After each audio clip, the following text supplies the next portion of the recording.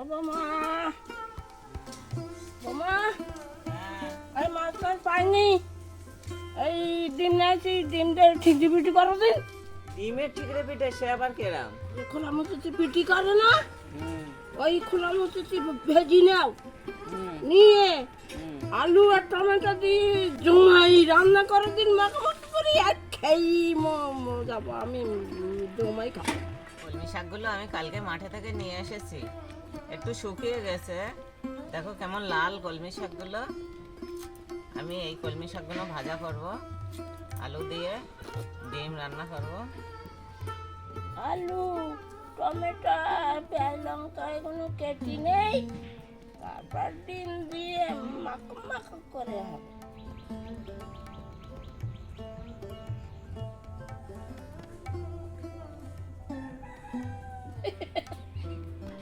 খাও না, একেবারে মজাই। বলছে এই ডিমটা দিয়ে খোলার মধ্যে দিয়ে কেমন রান্না করতে একটা, তাই সেটা আমি করে নিই। ডিমটা ভাঙি, তবে আমি সব ডিমগুলো ভেঙে নেব। এই ডিমের মধ্যে আমি লবণ হলুদ পেঁয়াজ লঙ্কাটা মিশিয়ে নেব। পেঁয়াজ দিয়ে দিচ্ছি, লঙ্কা, তো হালকা হলুদ দিয়ে নিচ্ছি,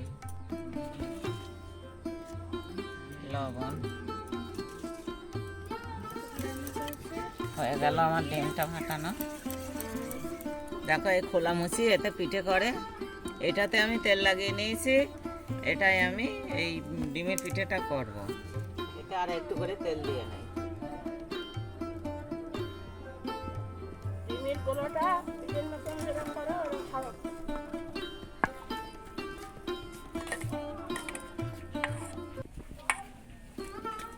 ওজন এটা 1 কেজি ওজনের খোলাটা।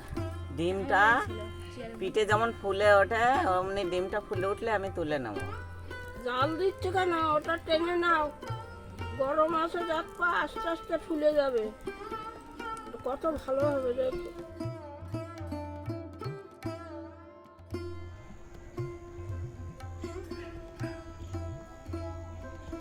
হলো, এইবার দেখো কেমন ফুলে গেছে।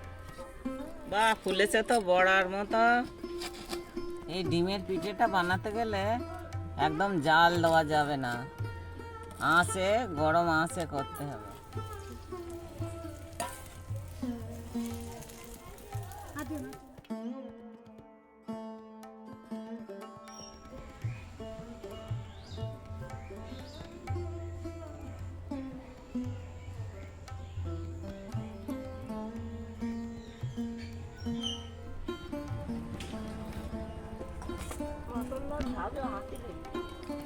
প্রথমটা মোটা হয়েছে আর শেষেরটা ছোট হয়েছে। দেখো কত সুন্দর হয়েছে, দু পিঠও সুন্দর হয়েছে। এই পিঠটা হয়েছে সেই জলের পিঠের মতন, পিঠের মতোই তোলা যাচ্ছে। দেখো ডিমের পিঠে কেন কি সুন্দর হয়েছে। সাবরাই করতে হবে, লাইট করতে হবে, বলি দিলাম।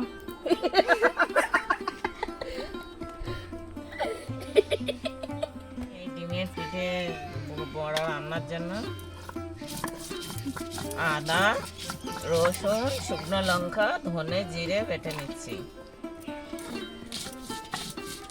কড়াতে তেল দিয়ে নিচ্ছি, একটু জিরে দিয়ে নিচ্ছি, পেঁয়াজ দিয়ে দিচ্ছি, মশলাটা দিয়ে দিচ্ছি।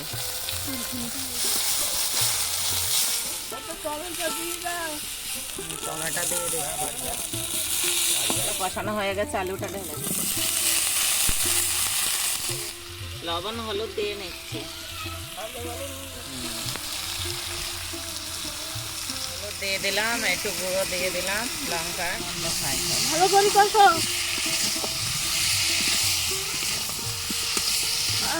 ভুরভুর করছে। আলুটা ভেজে নিলে ভালোই হতো।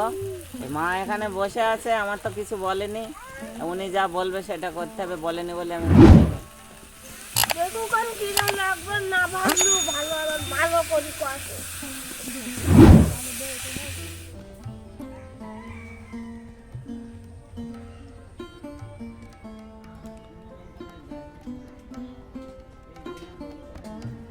পুরি গেলে জল দাও।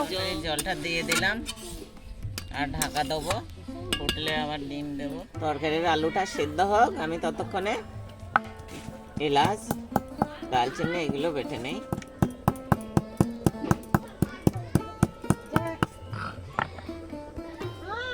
হয়ে গেছে বাটা। আলু সিদ্ধ হয়ে গেছে। এবার গরম মশলা দিয়ে গরম মশলা দিয়ে দিয়েছি, এবার ডিমটা দিয়ে দিচ্ছি ঝোলে। ঝোলে ডিমটা দিয়ে দিচ্ছি।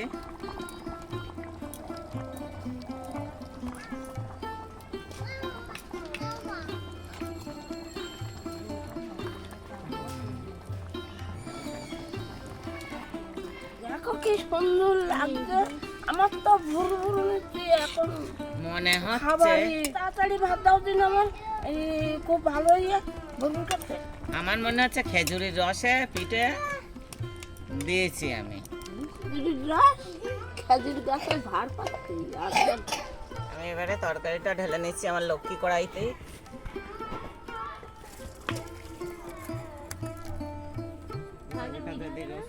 আজকে জমাই খাবো।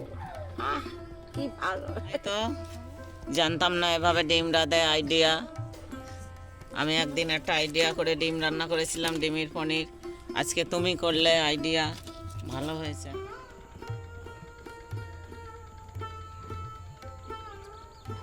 কলমি শাকটা রান্না করব, লাল কলমি শাক। আমি কড়াইতে লঙ্কা দিলাম, শুকনো লঙ্কা আর তেল, পেঁয়াজ দিয়ে দিচ্ছি। কলমি শাক আর আলু কুচিয়ে রেখেছিলাম, এই লাল কলমি এই দিয়ে দিচ্ছি ঢেলে কড়াই। লবণ দিয়ে দিচ্ছি। এই কলমি শাকটা আমি এইভাবে ভেজে নিয়েছি, লাল কলমি শাকটা। একটু টমেটো দিয়েছি। কলমি শাকটা ভেজে তুলে নিলাম, গরম ভাতে জমে যাবে।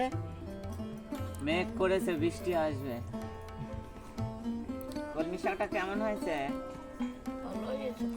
খুব ভালো। আরে হেবো, তুই আগে আসিস নে, আর খাবার টাইমে এসছিস। হ্যাঁ, ডিমের পিঠে, ডিমের পিঠে হেবো। লাগছে।